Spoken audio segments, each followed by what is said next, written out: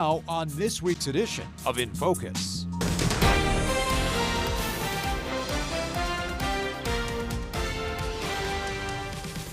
What a busy week here in Indiana and beyond. At the State House, the final week of the legislative session. On the campaign trail, some new polling this week and a decisive Super Tuesday, likely setting up a rematch of the presidential election in 2020. And in the nation's capital, a chance for President Biden to speak to the nation this election year with his annual State of the Union address to Congress. We'll have a reaction from Indiana lawmakers today as we start in D.C. with our Washington correspondent, Trevor Shirley.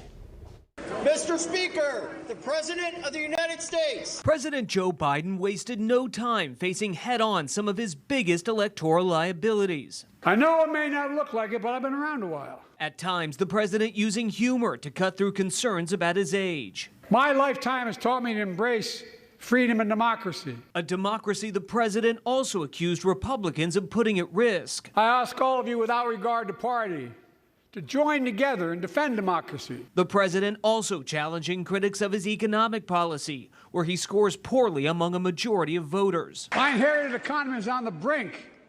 Now our economy is literally the envy of the world. GOP critics say the president glossed over what most Americans are feeling. He's out of touch with the realities of the American people.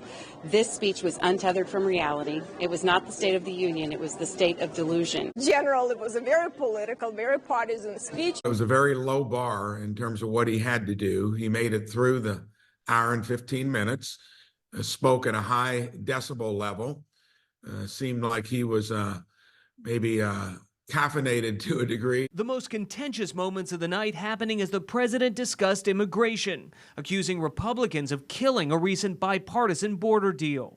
But unfortunately, politics has derailed this bill so far. Republicans pushing back in their official post-speech rebuttal. President Biden's border policies are a disgrace. This crisis is despicable.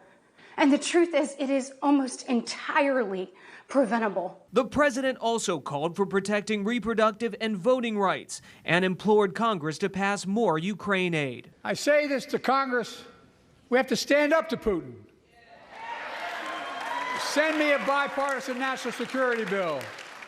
The president also announced plans for the U.S. military to build a temporary port on the Gaza coast to get humanitarian assistance into that area more easily, although he also promised that no U.S. troops would be on the ground in Gazan territory. Reporting in Washington, I'm Trevor Shirley.